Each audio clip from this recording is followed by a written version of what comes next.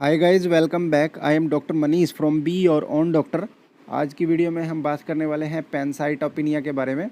सबसे पहले जानते हैं कि पैनसाइटोपिनिया क्या होता है। ये एक ऐसी स्थिति है जिसमें 3 टाइप्स की जो हमारे शरीर के अंदर जो सेल्स होती हैं, जब हम कोई भी ब्लड का टेस्ट कराते हैं तो उसमें हमें ब्लड के अंदर जो सेल्स होती हैं, कोशिकाएं होती हैं, जैसे कि आरबीसी, डब्ल्यूबीसी, है ना, इस तरह की जो कोशिकाएं होती हैं उनमें सभी तीनों प्रकार की, है ना, तीनों प्रकार की जो कोशिकाएं होती हैं, जिसमें आती है आपकी वाइट ब्लड सेल, जिसको आप टीएलसी भी कहते हैं, जो सीबीसी के अंदर, है ना, और इसके साथ साथ आरबीसी, डब्ल्यूबीसी और प्लेटलेट्स। जब ये तीनों ही कम हो जाती हैं तो उस स्थिति को पैनसाइटोपिनिया बोला जाता है। यहाँ सामने स्क्रीन पर आपको एक ब्लड टेस्ट दिखाई दे रहा है जिसको सीबीसी यानी कि कंप्लीट ब्लड काउंट इस नाम से जाना जाता है। और ये सीबीसी जो टेस्ट होता है वो बड़ा कॉमन टेस्ट होता है, ज़्यादातर बीमारियों में सीबीसी टेस्ट किया जाता है।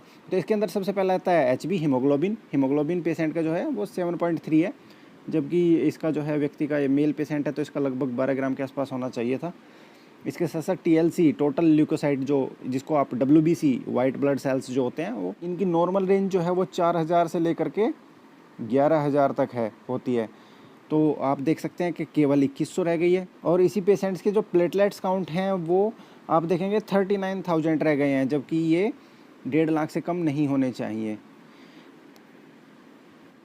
तो पेशेंट के जो हैं प्लेटलेट्स कम हैं, टीएलसी कम है और एचबी भी कम है। तो जब तीनों ही चीज़ें जो है सीबीसी टेस्ट में कम आती है तो उस स्थिति को पैनसाइटोपिनिया बोला जाता है। बात कर लेते हैं कि इसके कुछ कारण बताए गए हैं कि क्या क्या कॉजेज हो सकते हैं। जो पैनसाइटोपिनिया की स्थिति किन किन कारणों से हो सकती है, कि बोन मैरो की जब गड़बड़ शरीर के अंदर हो जाती है तब भी हो सकता है।